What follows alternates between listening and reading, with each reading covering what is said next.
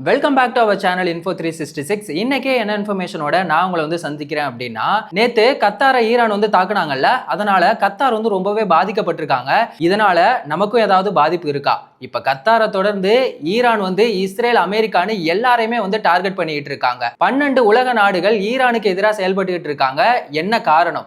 இப்ப திடீர்னு ட்ரம்ப் அவர்கள் கூடிய சீக்கிரத்துல போரை நிறுத்திடலாம் அப்படின்னு சொல்லியிருக்காரு. அவரை நம்பலாமா வேணாமா? இது எல்லாத்த பத்தியும் தான் இந்த வீடியோல ரொம்ப டீட்டெயிலா பேச போறோம். ஸோ வீடியோவை ஸ்கிப் பண்ணாம ஃபுல்லா பாருங்க. இப்போ ரீசெண்டா கத்தாரை ஈரான் தாக்கியிருக்காங்க. அதுவும் அந்த எல்என்ஜி ஆலையை தாக்குனாங்கல்ல, அந்த இடத்த சரி பண்றதுக்கே இன்னும் 5 வருஷம் ஆகும் அப்படின்னு சொல்லியிருக்காங்க. ஒரு வருஷத்துக்கே அங்க 1.68 crore லாபம் வரும் அப்படின்னு சொல்லியிருக்காங்க. இப்போ அது எல்லாமே லாஸ் ஆக போகுது அப்படிங்கிற மாதிரி சொல்லியிருக்காங்க. சரி, இதனால நமக்கு என்ன பாதிப்பு அப்படின்னு பாத்தீங்கன்னா, இந்த எல்என்ஜி கேஸ் நம்ம ஆட்டோ எல்லாத்துலயுமே 80% இதுதான் சிஎன்ஜி கேஸ் யூஸ் பண்ணிட்டு இருக்கோம். ஸோ அவங்களோட வாழ்க்கை பாதிக்கப்படும் அப்படின்னு சொல்றாங்க. இப்போ கத்தார் கிட்ட இருந்து நம்ம எவ்வளவு எல்என்ஜி கேஸ் வாங்குறோம் அப்படின்னு பாத்தீங்கன்னா 40% வாங்குறோம். இப்போ இதனால இது நமக்கும் பயங்கரமான ஒரு பாதிப்பா இருந்திருக்கு. கத்தாரை தொடர்ந்து ஈரானித்தோட நிப்பாட்டிடுவாங்க அப்படின்னு சொல்லி பார்த்தா, திரும்பவும் இஸ்ரேலோட ஒரு எண்ணெய் ஆலையை, அதாவது ஹைஃபா அப்படின்னு சொல்லக்கூடிய ஒரு எண்ணெய் ஆலையை தாக்கியிருக்காங்க. இஸ்ரேல் சைட்ல இருந்து என்ன சொல்றாங்க அப்படின்னா, எங்களுக்கு பெருசா எந்த ஒரு சேதாரமுமே இல்லை அப்படின்னு சொல்றாங்க. இஸ்ரேல் அந்த நாட்டுக்கு தேவையான பெட்ரோலை 50%, டீசல் 60% அங்க இருந்து தான் உற்பத்தி பண்றாங்க. சோ அந்த இடத்த இப்ப ஈரான் தாக்குனதுனால இஸ்ரேல் கொஞ்சம் காண்டில தான் இருக்காங்க. இதோட விட்டுருவாங்க அப்படின்னு சொல்லி பார்த்தா, இதுக்கெல்லாம் மூல காரணமா இருக்குது யாரு? அமெரிக்கா தானே. சோ அவங்கள ஏதாவது பண்ணணும் அப்படின்னு சொல்லிட்டு அமெரிக்காவோட ஒரு அதிநவீன, கண்ணுக்கே தெரியாத F-35 சூப்பர்சோனிக் அப்படின்னு சொல்லக்கூடிய ஒரு விமானத்தை ஈரான் தாக்கியிருக்காங்க.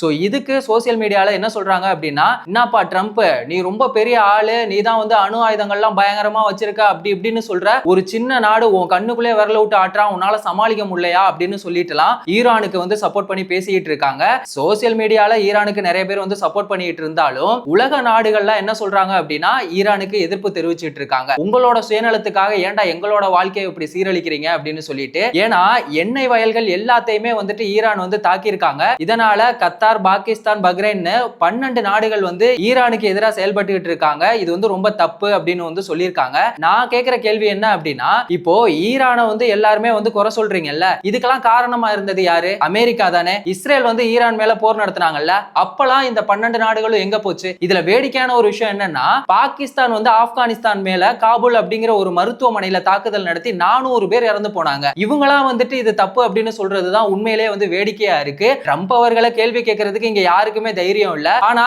ஈரானை எல்லாருமே கேள்வி கேட்டுட்டு இருக்காங்க. ஈரான் இன்னைக்கு இந்த அளவுக்கு தாக்குதல் நடத்திட்டு இருக்கிறதுக்கு முக்கியமான காரணமே ட்ரம்ப் தான். ஆனா அவரை யாருமே கேள்வி கேட்க முடியாம ஈரானை கேள்வி கேட்டுட்டு இருக்காங்க. மத்திய கிழக்கு நாடுகள் எல்லாமே ஒத்துமையா தான் இருந்தாங்க. ட்ரம்ப் அவர் என்ன பண்ணிருக்காரு, அவங்க எல்லாரையுமே பிரிச்சுட்டு அவங்களோட எண்ணெய் வளங்கள் எல்லாத்தையுமே சுரண்டி அவங்கள நமக்கு அடிமையாக்கணும் அப்படிங்கிறது தான் ட்ரம்போட நோக்கமா இருக்கு.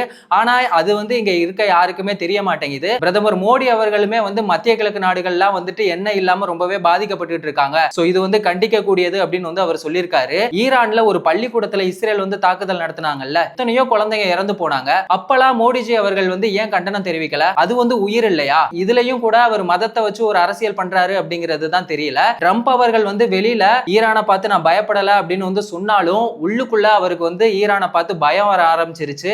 அதனால இப்ப ட்ரம்ப் அவர்கள் முக்கியமான ஒரு அறிவிப்பை ஒண்ணு சொல்லியிருக்காரு. இதுக்கப்புறமா எந்த ஒரு போர் கப்பலையுமே ஈரானுக்கு நாங்க அனுப்ப போறது இல்ல, கூடிய சீக்கிரமே போரை நிறுத்த போறோம் அப்படின்னு சொல்லியிருக்காரு. எனக்கு போரை நிறுத்துறதுக்கு ரொம்ப நேரம்லாம் வேணாம், ஒரு 2 செகண்ட் போதும், நான் போரை நிறுத்திடுவேன் அப்படின்னு சொல்லிட்டு ட்ரம்ப் அவர்கள் சொல்லியிருக்காரு. ஆனா ட்ரம்ப் அவர்கள் அப்படி பண்ணுவாரா அப்படின்னா கண்டிப்பா பண்ண மாட்டாரு. ஏன்னா எத்தனையோ குழந்தைகள் இறந்து போயிருக்காங்க, எத்தனையோ இடங்கள் சேதாரமாயிருக்கு, எண்ணெய் வயல்கள் எத்தனையோ சேதாரமாயிருக்கு. இதனால மக்கள் எல்லாருமே பாதிக்கப்படுவாங்க, விலைவாசி ஏறி போயிரும். இது எல்லாமே தெரிஞ்சிருந்தா இந்த போரை ஸ்டார்டிங்லேயே நிப்பாட்டி இருப்பாரு. இந்த அளவுக்கு அவர் கொண்டு வந்திருக்கவே மாட்டாரு. ஆனா இன்னைக்கு 2 செகண்ட் நான் போரை நிறுத்திடுவேன் அப்படின்னு சொல்றாரு. அவர் சொல்றதெல்லாம் குடிகாரம் பேச்சு விடிஞ்சா போச்சு அப்படிங்கிற மாதிரி தான் இருக்கு. ஃபைனலா ஒரு விஷயம், ஊர்ல ஒரு பழமொழி ஒண்ணு சொல்லுவாங்க, கீழே விழுந்தாலும் மீசையில மண்ணு ஓட்டாத மாதிரி நடிக்கிறது அப்படிங்கிற மாதிரி. ஆனா ட்ரம்ப் அவர்களுக்கு வந்து மீசை இல்ல, ஆனா பேராசை அப்படிங்கிறது வந்து ரொம்பவே அதிகமா இருக்கு. இங்க நான் தான் நம்பர் 1 இருக்கணும், எனக்கு கீழே தான் வந்துட்டு எல்லாருமே இருக்கணும் அப்படிங்கிற அவரோட சுயநலத்தால இன்னைக்கு எத்தனையோ உயிர்கள், எத்தனையோ இடங்கள் வந்து சேதாரமாயிருக்கு. இது வந்து இத்தோட முடிய போற மாதிரி தெரியல, திரும்பவும் இது வந்து நடக்கும் அப்படிங்கிற மாதிரி தான் இருக்கு.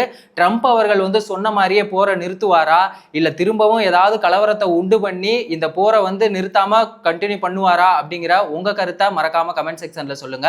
எந்த ஒரு இன்ஃபர்மேஷனா இருந்தாலும் அதை 5 நிமிஷத்துல தெரிஞ்சுக்கணும் அப்படின்னா நம்ம சேனலை மறக்காம சப்ஸ்கிரைப் பண்ணுங்க, உங்க ஃப்ரெண்ட்ஸுக்கும் ஷேர் பண்ணி சப்போர்ட் பண்ணுங்க. வேறொரு வீடியோல வேறொரு இன்ஃபர்மேஷன்ல நம்ம திரும்பவும் சந்திக்கலாம்.